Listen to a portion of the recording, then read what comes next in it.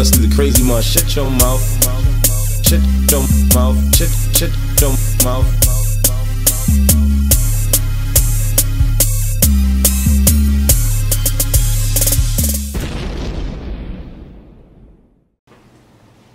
What's going on, world? I'm Wesley from ACONNECTIONTV, the network, the one channel on YouTube where we actually adopt similar connections despite our differences. And the similar connection that I want you to adopt with me is for last night's episode of The Have and the Have-Nots.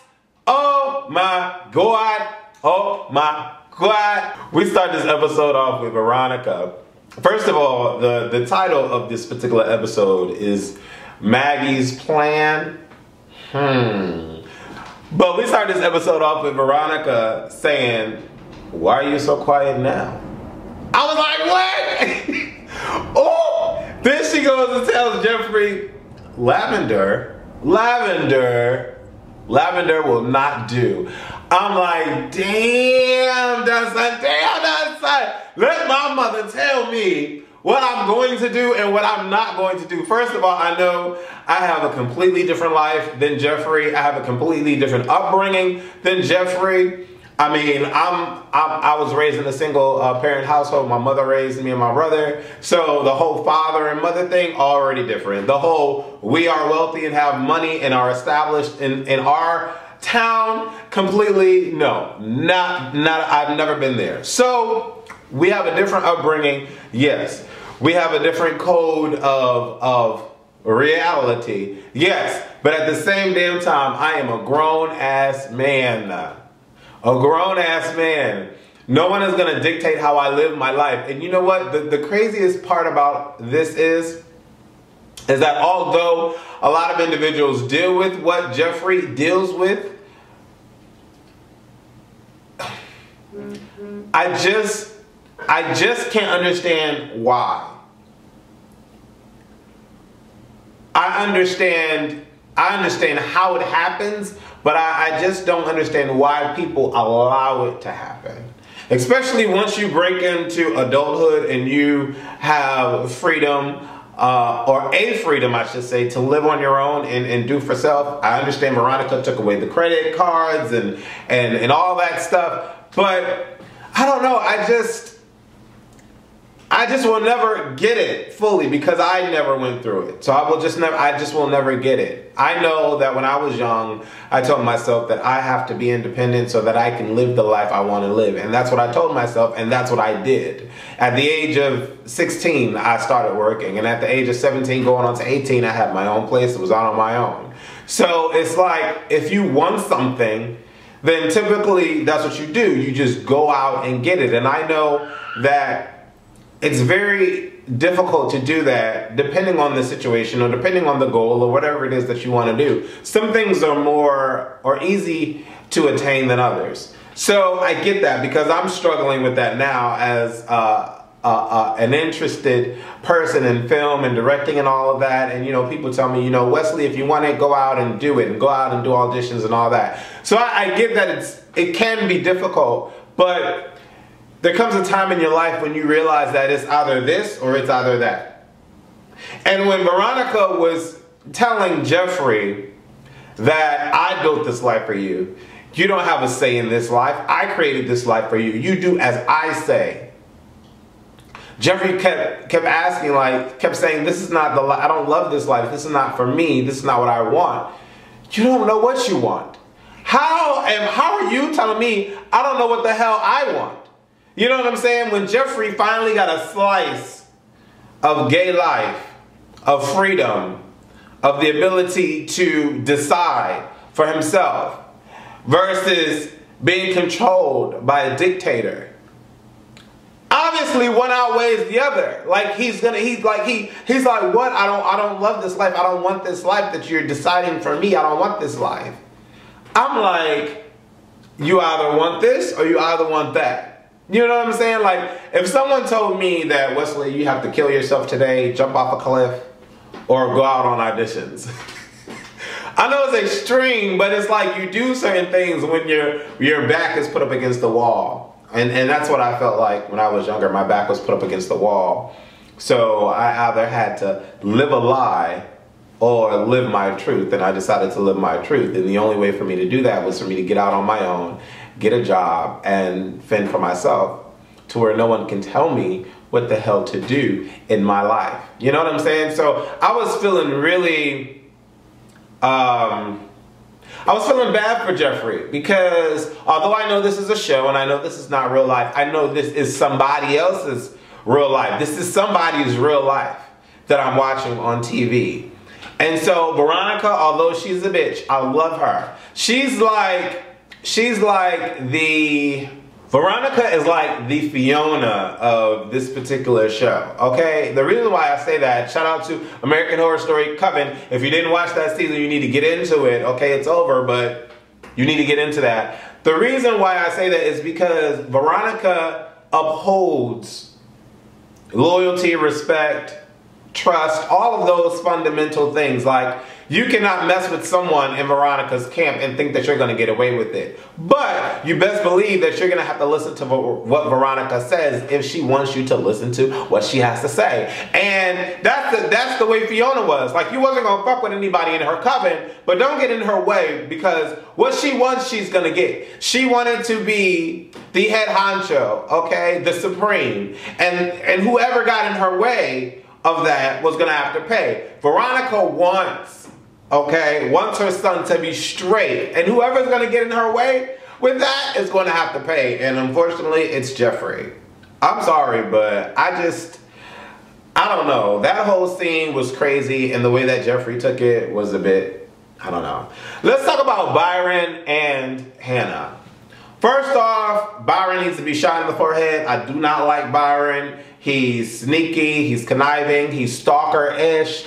I'm thinking to myself, like, Crystal Fox, do you not get the clue? Like, Hannah, do you not get the clue? Because this dude needs to go to the far left. And of course, and I forget the episode because somebody left a comment on my video. Thank you for all the comments that you guys left on my Have and Have Nots review. But somebody left a comment stating that Byron was hired by Jem. Now, I don't remember what episode that was, what season that was, where Byron came into the mix to, you know, mess with Hannah, but I don't know. That was it's a little shifty, but I'm just like, Hannah just needs to get a clue. And sometimes when I'll be watching this, I'll be thinking that Hannah knows that something's up. He's just a bit extra, but she's still falling for it. And I'm just like, why?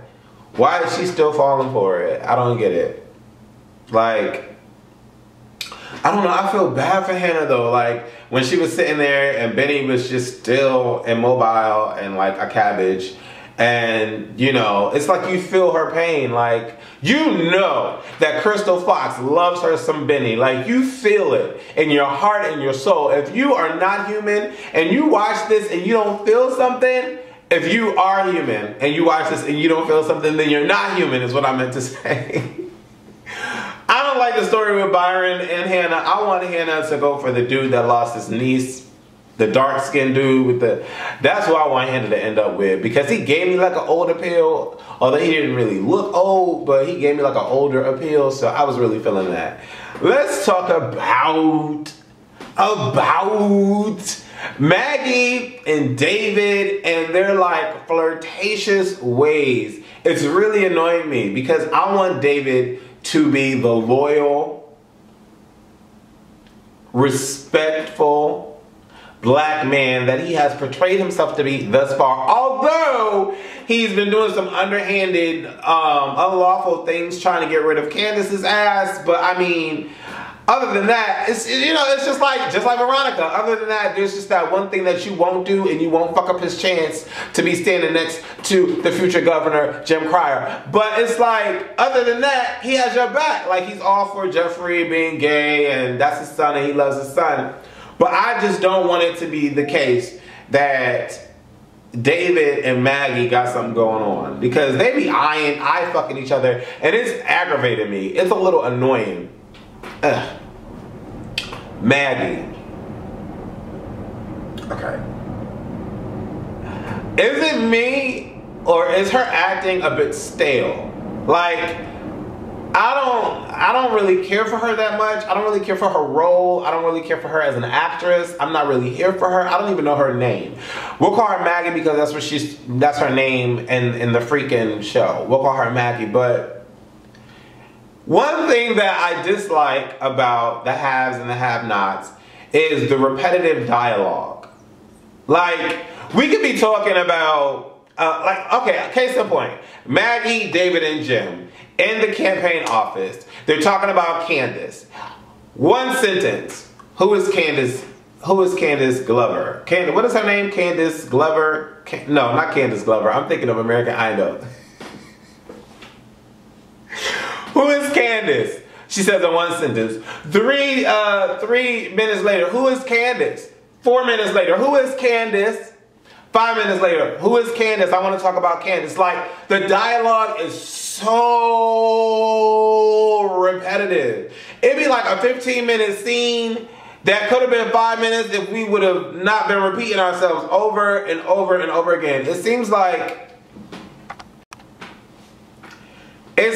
Tyler Perry really wants to drill into our heads certain specifics, and I'm just like, I heard this 5 minutes ago 15 times, Tyler Perry. You don't have to keep shoving this down my freaking throat. Like, really? Am I the only one? Am I the only one? Maggie's plan, and when she's talking to Candace, and when she's talking to David and Jim trying to find out who Candace is, she keeps saying, like for 40 fucking times, she keeps saying, in every episode, I have friends in high places. I can get intel. Well, bitch, if you could get intel, get the fucking intel and stop asking these motherfuckers. Obviously, they don't want to tell you anything about Candace. Why do you keep asking about Candace if you got friends in high places that can give you the intel? It's like shit like that. That keeps, it's annoying me. It's like, okay, chick, shut up already. Shut up. Okay? We get past that. I don't want to talk about Maggie and the Maggie thing. Like, get rid of her. Like, I don't understand why she's on the show. We get to Jeffrey and Candace meeting up with the club boy. I can't remember his name. I'm bad with names. I have early signs of Alzheimer's. No joke. I'm bad with names. So the cute guy, the cute light-skinned guy that met Jeffrey at the club the other night meets them, Candace and Jeffrey, after coming from seeing Veronica. Jeffrey's like, what is he doing here? Mind you, Jeffrey just told Veronica that he's gonna play this game with her because Veronica threatened to have Jeffrey put in prison because she's holding his car, which was evidence in the crime scene with Wyatt hitting Benny and the little girl that died. Anyways, it's a lot going on in the haves and the have-nots. But yeah, they meet up with Lightskin, and Lightskin is like, hey, how you doing? Jeffrey's like, hey. Lightskin's like, what's going on? Are you alright?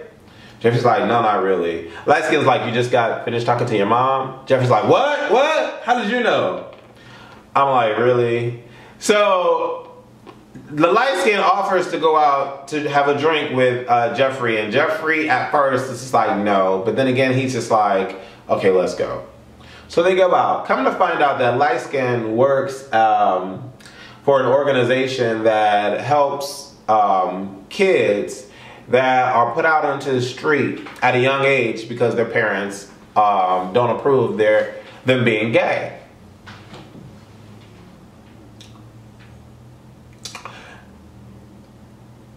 This is when I start to question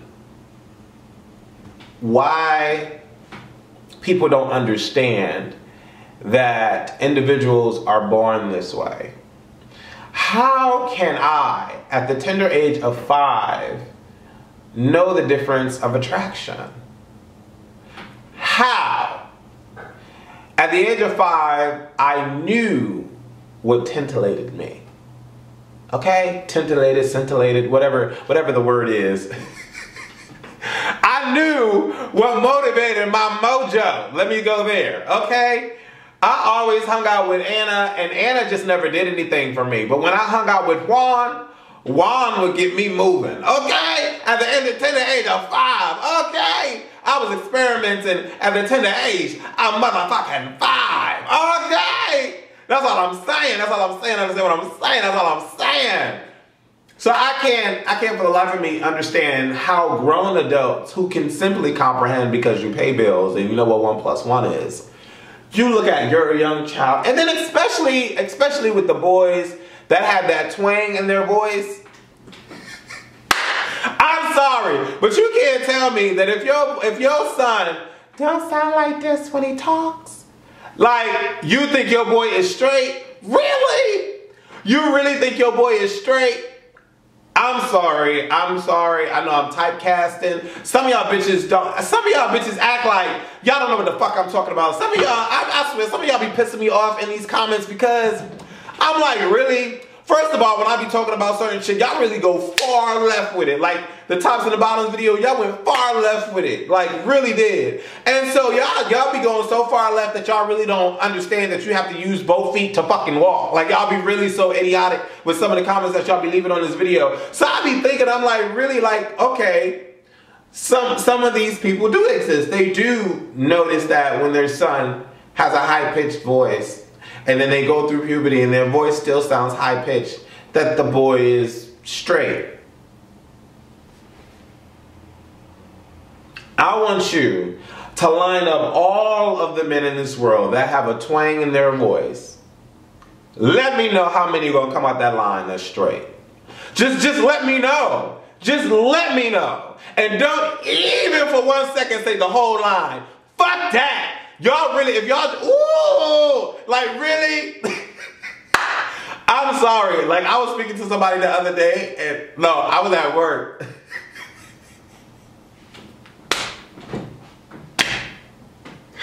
I was at work and I'm sorry, you know when somebody's, you know when somebody's family and you just know. I'm not laughing at them. I'm just laughing because some people are so oblivious. They're dumb. That's how oblivious they are. Homeboy walks in, and soon as I saw him, I kind of knew. But soon as he spoke, he was like, "Hey, what's up? How are you doing? What? No, I really like this story. Like, it's so awesome. Like, for real? Are you serious? Oh my God, that's so cute." What? How you not know? Really? Like, are you serious? Now, there are some boys that can't even hide the voice. Okay? There's some boys that just speak that way. They can't even add bass to it, and you act like. Anyways, and you say you're not born. Anyways, off topic. I'm sorry. When Jeffrey finds out about the program that Lightskin works for, Lightskin starts to go in real hard about how he hates people that can hate their children. And of course, this is homes for Jeffrey because, you know, Veronica does not approve of his lifestyle. Does not approve of him. Let me say that. Because lifestyle and who you are two completely different things. So does not approve of him. Okay? Let me just say that. Okay? So, you know, Jeffrey starts to feel some sort of way, and he hates the fact that he has to admit to himself that Veronica is not the mom that he would want her to be. So he leaves and he bolts out from Lightskin, and he's just like, I gotta go. Let's talk about Tony and his self-righteous, like, can't be called a father type ass. Like he's just horrible. And that whole storyline between Hannah fighting for Benny in court and then having to deal with Tony, like, who really wants his son's organs because his son only has 1% chance to live compared to the doctors. Like, that whole storyline is sad, and I don't really even want to, there's nothing for me to really even say about that. That's just disgusting. You know, and to have her plead and beg Tony the way that she was pleading and begging, I don't know. Let's talk about, real quick, because I know this could be a hot and heavy topic, Hannah talking to Byron about religion. Okay. This was a real dialogue to have in any show. And the reason why I say that is because the writing that Tyler Perry has for this particular scene is one of truth. And like I said before, it's realistic. How Hannah can state that she's spiritual but has all of her belief in God. And she says she's not religious. Now for me, this is when I need people to talk about stuff, because I don't really know too much about religion. All I know is what I believe in. And what I do not believe in and what the is what the Bible states. Because for me, the Bible was written by a man. And the man states that God told him what to write in the Bible. Okay. I can sit here and say that I believe that aliens exist, but, you know, people will argue that. Or I can sit here and state that I believe that a whale walked onto the earth and came down to me and said that men in 3030 will become whales and will be going into the ocean. I can say that I believe in anything. You decide what you believe in, that's fine. But how can you say that you're not religious, but you're spiritual and you read the Bible every day and you practice Christianity? Like, how does that work, people? Explain that to me, because I don't understand that concept. I really don't. I can understand you being spiritual. I just don't get it. I don't get how religion and then spirituality and then the Bible and then God, how that's not all in one. I just don't get that concept. So explain that to me below. Maybe that would help. Hey, not knocking anybody's beliefs, but I just don't understand. So help me. Try to help me understand. We'll leave it at that. But the concept, the conversation with Hannah and Byron about how he asks her, what if God takes Benny? How would you feel? That was the realest reaction I've ever gotten from anybody about their religious belief or having faith, and then having to come to grips that that actually might be your reality. You losing someone that you do not want God to take. That was awesome. The acting was awesome. Off the hook. Let's talk. I know this is going to be a long review, but I'm sorry. Have and the have-nots got me going. Like, the haves and the have-nots is off the fucking hook. So let's talk about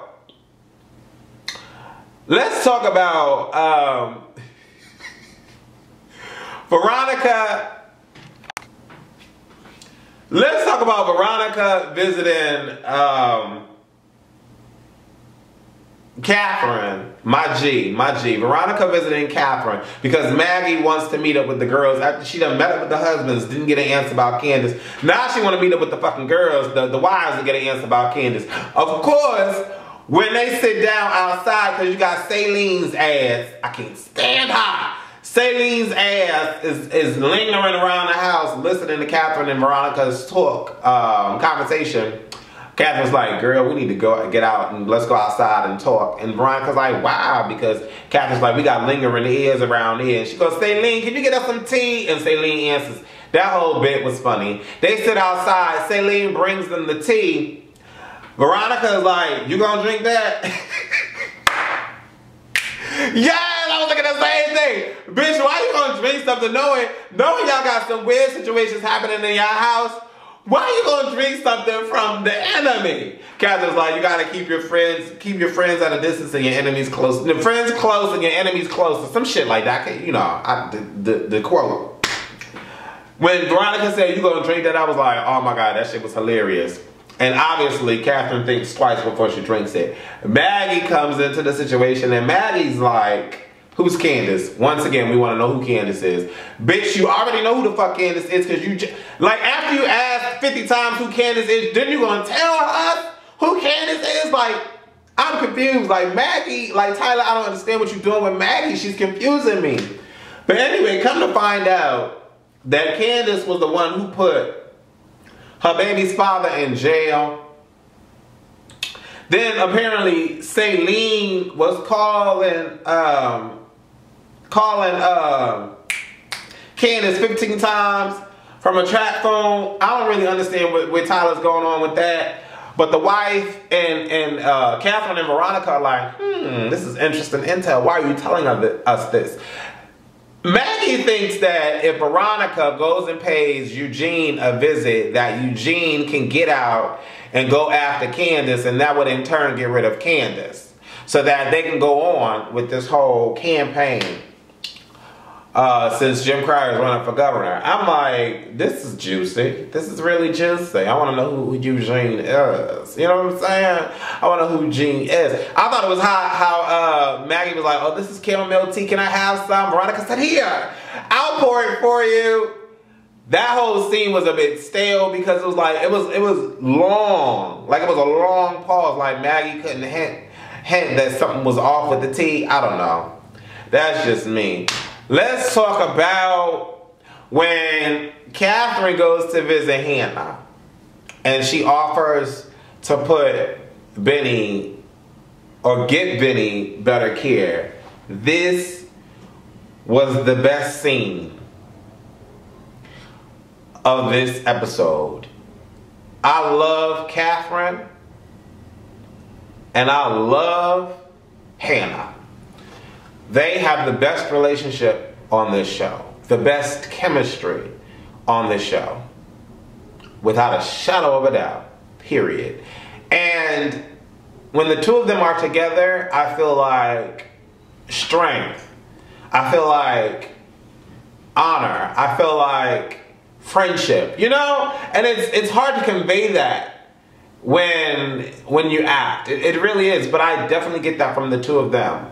Okay, so Hannah hadn't seen, Catherine hadn't seen Hannah, hadn't spoken to Hannah in a while. She goes to visit, and she tells Hannah that she wants to put Benny in a better care, and she wants to make sure that Benny is okay.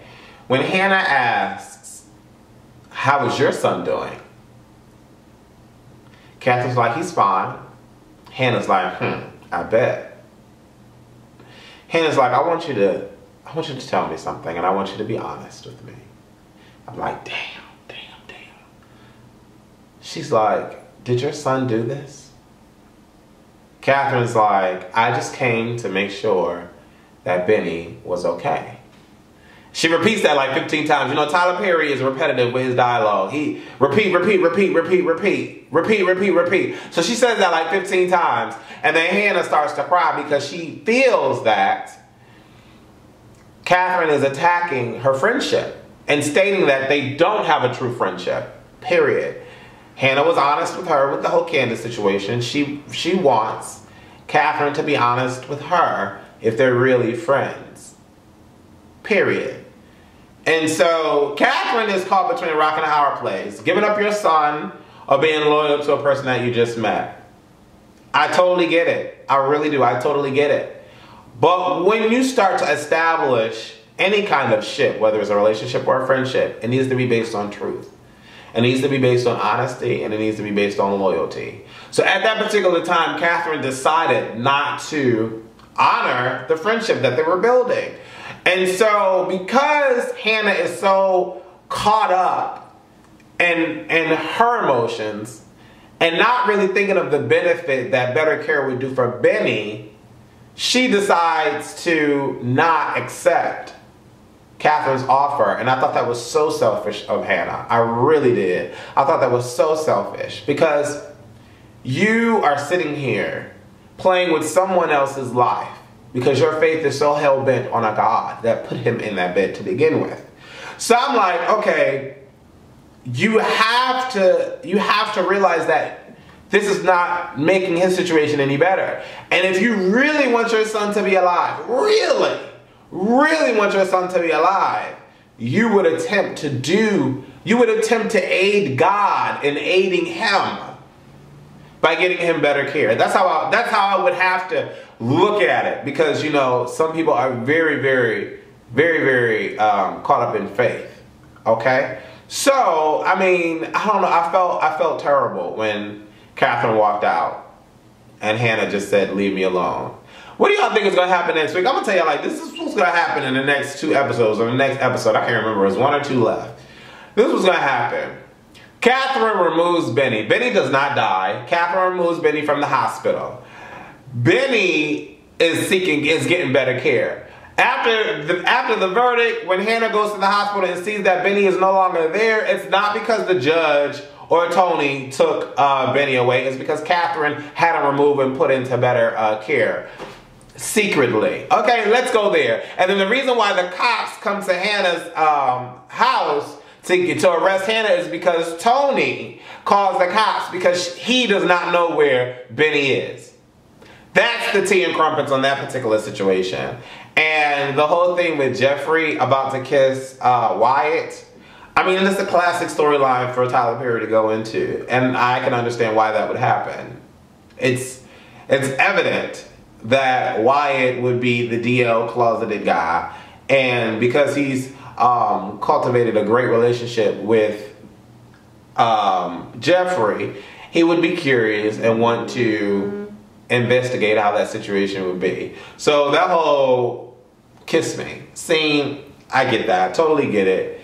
Candace being all hell bent on revenge, I think that's hot, but I want to know what Eugene is going to bring to this table within regards to Candace and how she's going to live regularly. I love the haves and the have-nots, and the more and more I start to look into productions out of Atlanta, the more and more I want to leave New York and go to Atlanta. I'm Wesley from ACONNECTIONTV, the network. Y'all need to watch The Haves and the Have-Nots. If you're not watching it, get into it. It's an awesome show, written, directed, and produced by Tyler Perry. Beautiful, beautiful cast. Great acting. I love it. Deuces.